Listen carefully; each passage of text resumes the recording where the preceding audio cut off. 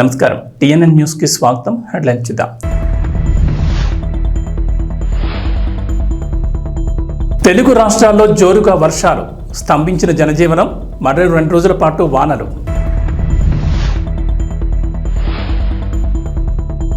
వాయుగుండం ప్రభావంతో రాష్ట్రంలో కొనసాగుతున్న వర్షాలు. బెంజ్ సర్కిల్లో అత్యధికంగా 161 సెంటీమీటర్ల వర్షపాతం నమోదు. మంగళగిరిలో 29 సెంటీమీటర్ల వర్షపాతంతో 30 ఏళ్ల రికార్డు గల్లంతో.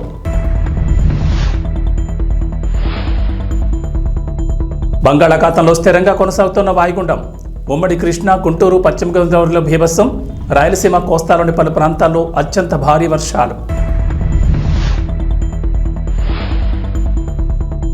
తెలంగాణ సర్పంచ్ ఎన్నికలు, రిజర్వేషన్ల ఖరారు తర్వాతే ఎలక్షన్. బంగాళాఖాతంలో ఏర్పడిన వాయుగుండం ఉత్తర ఏపీ, దక్షిణ ఒడిశా, కళింగపట్నం సమీపంలో అర్ధరాత్రి తీరాన్ని దాటింది. దీంతో 2 తెలుగు రాష్ట్రాల్లో జోరుగా వర్షాలు కురుస్తున్నాయి. భారీ వర్షాలకు జనజీవనం స్తంభించిపోయింది. స్కూళ్లకు అధికారులు సెలవులు ప్రకటించారు. ఎడతెరిపి లేని వర్షాలతో వాగులు, వంకలు పొంగి పొర్లుతున్నాయి. చెరువులు, జలాశయాలు, ప్రాజెక్టులు జలకళను సంతరించుకున్నాయి. ఏపీ, తెలంగాణలోని చాలా జిల్లాలకు ఐఎండీ రెడ్ అలర్ట్ జారీ చేసింది. మరో 2 రోజుల పాటు అత్యంత భారీ వర్షాలు కురిసే అవకాశం ఉందని వాతావరణ శాఖ హెచ్చరించింది. దీంతో అధికారులు అప్రమత్తమయ్యారు. లోతట్టు, తీర ప్రాంత ప్రజలు అలర్ట్గా ఉండాలని హెచ్చరికలు జారీ చేశారు. ఇక హైదరాబాద్ మహానగరాన్ని ముసురు కమ్మేసింది. శనివారం ఉదయం నుంచి ఎడతెరిపి లేకుండా వర్షం కురుస్తూనే ఉంది. చల్లటి గాలులు వీస్తున్నాయి. ఇవాళ ఆదివారం కావడంతో ఉద్యోగులు, విద్యార్థులు ఇళ్లకే పరిమితమయ్యారు. భారీ వర్షాలతో తెలంగాణలో రికార్డు స్థాయిలో వర్షపాతం నమోదవుతోంది. గత 24 గంటల్లో అత్యధికంగా ఖమ్మం జిల్లా కాకర్వల్లో 52.9 సెంటీమీటర్ల వర్షం కురిసింది.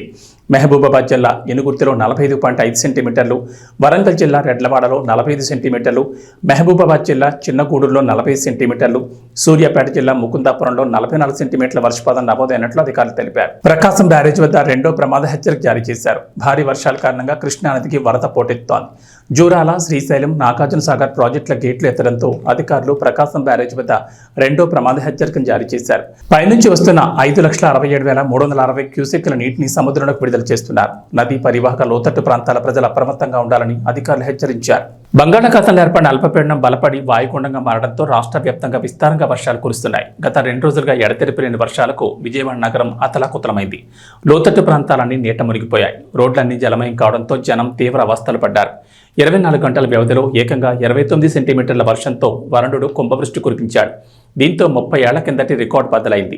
రహదారులన్నీ ఏరులయ్యాయి. ఏకధాటి వర్షాలకు మొగల్రాజపురంలో కొండచర్యలు ఇళ్లపై విరిగిపడి 6గురు మృతి చెందారు.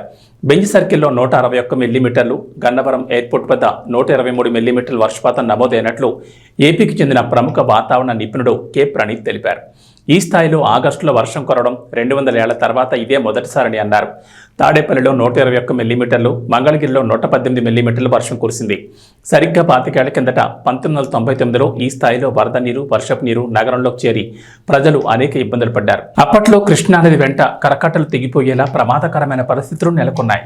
పశ్చిమ మధ్య బంగాళాఖాతంలో ఏర్పడిన అల్పపీడనం శనివారం బలపడి వాయుగుండంగా మారి స్థిరంగా కొనసాగుతోంది. ప్రస్తుతం విశాఖపట్నానికి ఈశాన్యంగా 80 కిలోమీటర్లు, కళింగపట్నానికి నైరుతిగా 40 కిలోమీటర్లు, ఒడిశాలోని గోపాల్పూర్కి నైరుతిగా 160 కిలోమీటర్ల దూరంలో కేంద్రీకృతమై ఉన్నట్లు భారత వాతావరణ విభాగం వెల్లడించింది. వాయుగుండం గంటకు 6 కిలోమీటర్ల వేగంతో కదులుతోందని, ఆదివారం కళింగపట్నం వద్ద తీరం దాటే అవకాశం ఉందని అంచనా వేసింది.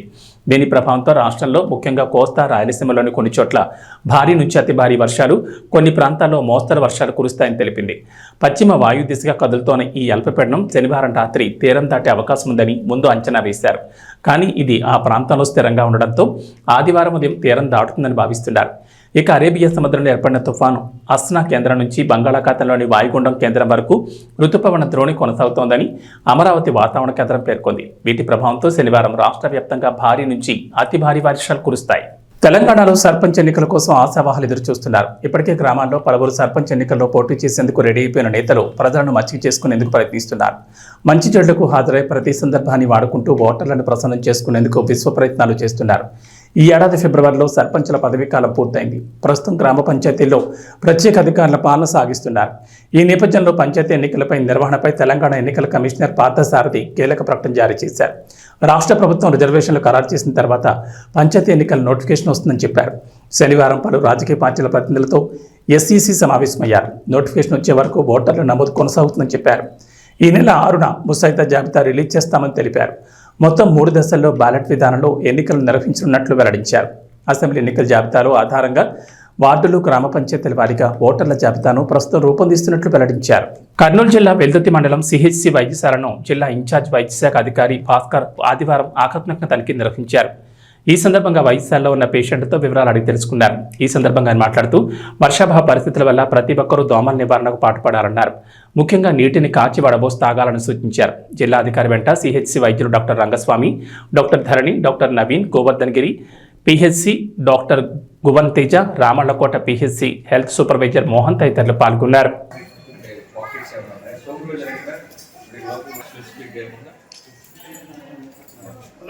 వర్షాకాలం ఉంది. వర్షాకాలంలో ఇప్పుడు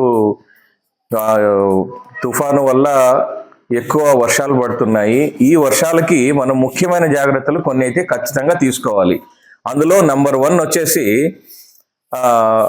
వాటర్ బాయిల్ చేసుకొని చల్లార్చుకొని తాగాలి. ఫస్ట్ వాటర్ బార్న్ డిసీజెస్ రాకుండా మనం చేసుకోవాలంటే మనం ఇంట్లో చేసుకున్న పనులు, మనం చేసుకోగల పనులు ఫస్ట్ మనం కొన్ని అయితే ఖచ్చితంగా చేయాలి. ఈ అవేర్నెస్ చాలా ముఖ్యం. మనము తాగే నీరు పరిశుభ్రంగా ఉండాలి. మనకు వర్షాకాలంలో ఎక్కడైనా కంటామినేషన్ జరగచ్చు. ఇంట్లో మనం చేసుకోగలిగిన ఫస్ట్ పని ఏంటంటే వాటర్ మరగబెట్టుకొని చల్లార్చుకొని తాగితే దానివల్ల ఏ ఇన్ఫెక్షన్స్, మరగబెట్టిన వాటిల్లో ఏ బ్యాక్టీరియా కానీ వైరస్ కానీ ఉండకుండా చనిపోతాయి. సో అవి చల్లార్చుకొని తాగాలి. ఫస్ట్ కాచి చల్లార్చుకున్న నీళ్లు తాగడం వల్ల వాటర్ బార్న్ ఇన్ఫెక్షన్స్ ను మనం దరిచేరకుండా చేసుకోవచ్చు. సెకండ్ థింగ్ ఏమంటే వర్షాకాలం కాబట్టి వాటర్ క్లాగింగ్ ఉంటుంది. మన ఇంటి చుట్టుపక్కల, మన ఇంట్లో కూడా కొన్ని చోట్ల పాత టైర్లు కానీ, కొబ్బరి చిప్పలు కానీ ఇట్లాంటివి ఎక్కడైనా గిన్నెలు కూడా అట్లే వర్షానికి అట్లే పెట్టేసి ఉంటారు. నెక్స్ట్ మన ఇంటి ముందర చిన్న చిన్న వాటర్ క్లాగింగ్ ఉంటాయి. మనం ఏదైనా చిన్నగా అడ్డం తీస్తే చాలు మొత్తం వాటర్ వెళ్ళిపోతాయి. అట్లాంటివన్నీ కూడా మన చేతుల్లో ఉండేటివి వాటర్ క్లాగింగ్, వాటర్ స్టాగ్నేషన్ కాకుండా అవి ఫస్ట్ మనం చేసుకోవాలి. అవి 2 రోజులు, 1 రోజు 2 రోజులు మించి ఉంటే దోమలు వ్యాప్తి చెందే అవకాశం ఉంది. దోమలు వచ్చి వాటిల్లో గుడ్లు పెడతాయి. తద్వారా దోమలు వ్యాప్తి చెంది మలేరియా కానీ, డెంగ్యూ కానీ, చికెన్ గున్యా కానీ వ్యాపించే ప్రమాదం ఉంది. సింపుల్ స్టెప్స్ అధికారులు వస్తారు, అధికారులు చేస్తారు. ఇంతలోపు మన చేతుల్లో ఉన్న పనులు మనం చేసుకోవాలి. ఈ అవేర్నెస్ చాలా ముఖ్యం. మన ఫస్ట్ మన చేతుల్లో ఉండే పని మనం చేసుకుంటే ఎవరో వస్తారు, వాళ్ళు చేస్తారు అన్న దానికన్నా మనమే స్టార్టింగ్ ఇనిషియేటివ్ మనమే తీసుకుందాం. సో ఈ వాటర్ ఇంట్లో ఉన్న గిన్నెల్లో ఉన్న వాటర్లు బోలి చేసి పడేయడము, టైర్లలో ఇప్పుడు ఖచ్చితంగా వర్షం పడుతుంది కాబట్టి ఈ టైర్లు ఎక్కడన్నా ఇంట్లో లోపల పెట్టున్నా, వెనకల వసారాలు పెట్టున్నా వాటిల్లో నీళ్లు చేరుతాయి. ఆ నీళ్లు వంపేస్తే ఫ్యూచర్ ఖచ్చితంగా మీరు చూడండి, మీ ఇళ్లలో ఎక్కడైనా టైర్లు ఉంటే ఖచ్చితంగా వాటిల్లో నీళ్లు చేరుంటాయి. దాంట్లో దోమలు ఉంటాయి. ఆ పురుగులన్నీ కూడా కనపడేటివి దోమలు ఉంటాయి. అవన్నీ తీసేస్తే ఖచ్చితంగా మీ ఇంటికే కాకుండా మీ కమ్యూనిటీ, మీ సమాజానికి కూడా మీరు మంచి చేసిన వాళ్ళు అవుతారు. అవన్నీ తీసేసేయండి.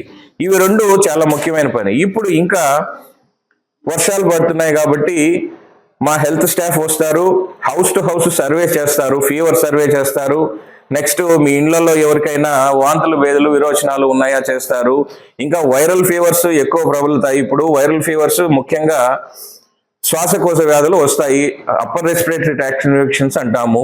ఇవి జలుబు, దగ్గు, ఫీవరు, తలనొప్పి ఇవి ముఖ్యంగా ఉంటాయి. వీటి వల్ల sinusitis, lower respiratory tract infections, pneumonia ఇవన్నీ కూడా ఫ్యూచర్ కాంప్లికేషన్స్ ఉంటాయి. ఇవన్నీ రాకుండా ఉండడానికి ముఖ్యంగా మనం జాగ్రత్తలు ఏం తీసుకోవాలంటే వేడి నీళ్ళు ఆవిరి పట్టుకుంటే జలుబు నుంచి కొంచెం ఉపశమనం కలుగుతుంది. వెంటనే డాక్టర్ దగ్గరికి పోతే మీకు తగు ట్రీట్మెంట్ ఇస్తారు. అది ఒకటి. Next thing do's and don'ts అనేసి మనము ఏమైతే చేయాలి, ఏమైతే చేయకూడదు అని చెప్పేసి మా హెల్త్ సిబ్బంది మీకు క్లియర్ కట్గా అవేర్నెస్ ఇస్తారు. ఎక్కడెక్కడైతే మీరు ఫర్ ఎగ్జాంపుల్ ఇప్పుడు మనం మాట్లాడుకునేటివన్నీ ఏం చేయాలి, ఏం చేయకూడదు అనేటివి కూడా మీకు చెప్తారు. వాటిని అదేవిధంగా మనము మీకే కాకుండా మన సమాజంలో అందరికీ కూడా ఈ అవేర్నెస్ వ్యాప్తి చేసేదిగా చూసుకోండి. Thank you. మణిపూర్ రాష్ట్రంలో అత్యధిక జనాభాగా ఉన్న కూకీలు నివసిస్తున్న ప్రాంతాన్ని కేంద్రపాలిత ప్రాంతంగా ప్రకటించి పూర్తి రక్షణ కల్పించాలని Kuki students organisation Hyderabad demand చేసింది. పాండిచేరి మాదిరిగా రాజ్యాంగంలోని 239వ ఆర్టికల్ ప్రకారం కేంద్రపాలిత ప్రాంతంగా ప్రకటిస్తే మణిపూర్ రాష్ట్రంలో కూకీలు శాంతియుత జీవనం సాగిస్తారని వారు తెలిపారు. హైదరాబాద్ బషీర్బాగ్ ప్రెస్ క్లబ్లో ఏర్పాటు చేసిన సమావేశంలో కూకీ స్టూడెంట్ ఆర్గనైజింగ్ ప్రతినిధులు లోనా డొంగల్, లిట్కోలన్ సవంటక్ తదితరులు మాట్లాడారు. మణిపూర్లో కూకీ, నాగోస్ 48% జనాభాగా ఉండగా మైతాస్ కులస్తులు 52% ఉన్నారని, గత సంవత్సరం జరిగిన సంఘటనలో కూకీలు తీవ్రంగా నష్టపోయారని వారు ఆరోపించారు. 191 మంది హత్య చేయబడ్డారని, 39 మంది అదృశ్యమయ్యారని, 41,000 మంది మణిపూర్ రాష్ట్రాన్ని విడిచి వేరే రాష్ట్రాలకు వలసపోయారని, తెలంగాణ కూడా అధికంగా వలస వచ్చారని వారు తెలిపారు. కూకీలపై బాంబులు వేసి జాతిని నాశనం చేయాలని మణిపూర్ రాష్ట్ర CM Biren Singh audio viral అవుతున్న నేపథ్యంలో కూకీలు తీవ్ర ఆందోళన చెందుతున్నారని అన్నారు. మణిపూర్ దాడులపై జ్యుడిషియల్ కమిషన్ ఏర్పాటు చేసి నివేదికను సమర్పించినప్పటికీ ఇప్పటి వరకు ఎలాంటి చర్యలు తీసుకోలేదని, బాధ్యులైన దోషులపై కఠిన చర్యలు తీసుకోవాలని వారు డిమాండ్ చేశారు. Secretary for Kuki Student Organization, Hyderabad branch, and I am Francis Haukim. I am also a representative of Kuki MP Manipur for Hyderabad. I would like to give a brief introduction because I am sure most of you might not be. Kuki Student Organization is the apex and one of the highly esteemed third 2023. We were headquartered in Imphal, but after the violence we have shifted our headquarters. KSO Hyderabad branch is one of the branches of Kuki Student Organization. Is to promote the welfare and development of the student community. We pursue various studies as well as careers across various cities in India. So the aim of Kuki Student KSO Hyderabad branch also organizes regular academic as well as several cultural activities to meet those goals. As well as the various branches has been forced to raise our voices against the various atrocities which are meted out to our community in Manipur. Critical issues which are very pertinent to the ongoing conflict induced briefly and which is also there in the banner.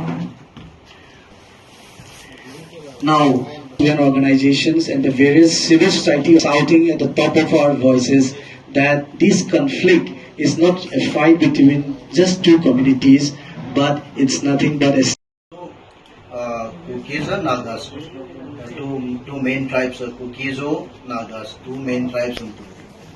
So May 3, 2003 ki jarigina anni meeku telusu adi jarigindi more than 200 చచ్చిపోయారు, even 39 still missing lo unnaru, and more than 60,000 people ఇప్పుడు మణిపూర్ కానీ Mizoram, Assam, even తెలంగాణలో కూడా వచ్చారు, displays person అయిపోయారు.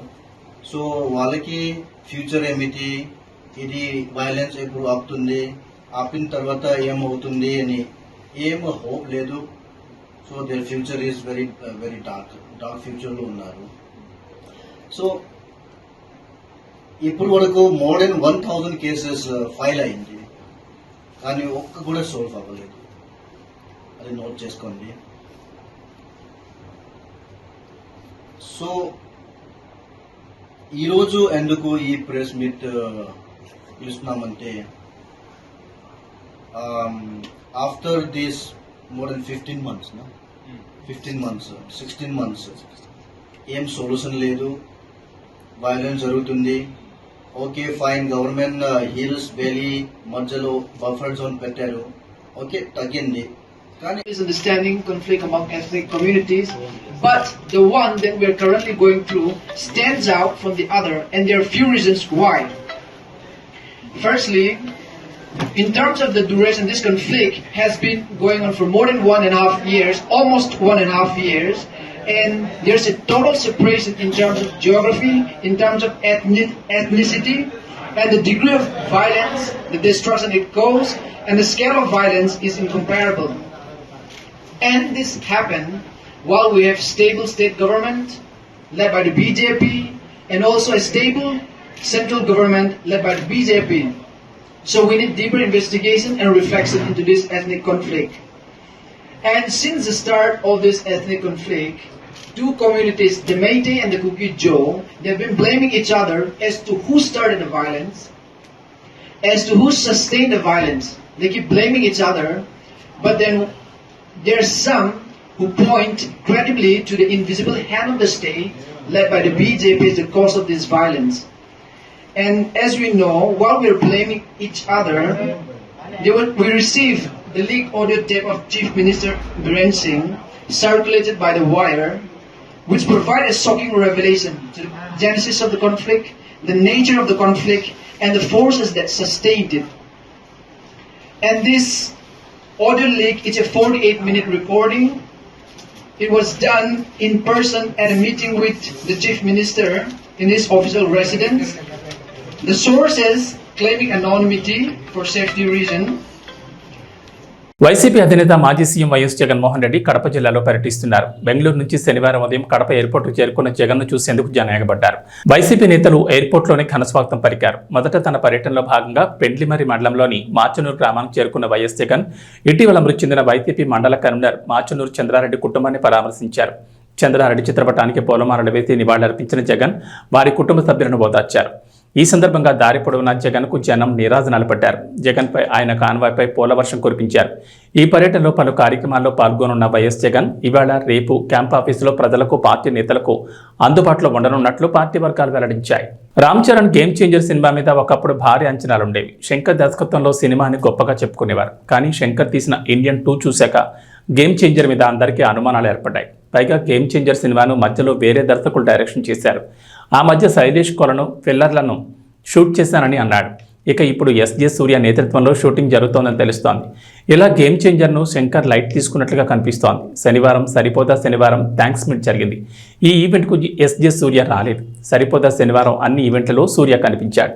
కానీ cinema release తర్వాత తన పాత్రకు ఇంత మంచి ప్రశంసలు దక్కించుకున్నాక ఈవెంట్కి ఎందుకు రాలేదా అని అంతా అనుకున్నారు. షూటింగ్ ఉండడం వల్ల రాలేకపోయాను, క్షమించనంటూ ఎస్జే సూర్య ట్వీట్ వేశాడు. ఆ షూట్ గేమ్ చేంజర్ అని తర్వాత అర్థమైంది. ఈ గేమ్ చేంజర్ షూట్ పూర్తయిందని అప్పట్లో టాక్ వినిపించింది. రామ్ చరణ్ తన పార్ట్ కంప్లీట్ చేసేశాడు. ఇక కొంతమేర షూటింగ్ ఉందని ఇతర ఆర్టిస్టుల మీద షూట్ చేస్తారని అన్నారు. ఆ షూట్ కూడా అయిపోయింది. కానీ మళ్ళీ కాస్త రీషూట్ చేయాల్సిన సీన్లు ఉన్నాయట. దీంతో ఎస్జే సూర్య ఆ పనిని పూర్తి చేస్తున్నాడని తెలుస్తోంది. ప్రస్తుతం ఎస్జే సూర్య నేతృత్వంలో షూటింగ్ అని బయటకు రావడంతో అంతా ట్రోలింగ్ చేస్తున్నారు. ఏబీ బులెటిన్ విశేషం. నమస్కారం.